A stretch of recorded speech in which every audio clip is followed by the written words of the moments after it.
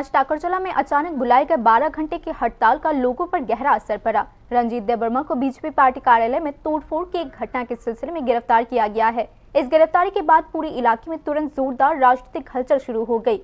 इसके बाद मौथा पार्टी के कार्यकर्ताओं, समर्थकों और नेताओं के एक गुट ने अपने पार्टी सहयोगी के तत्काल और बिना किसी शर्त के रिहाई की मांग करते हुए आवाज उठाई।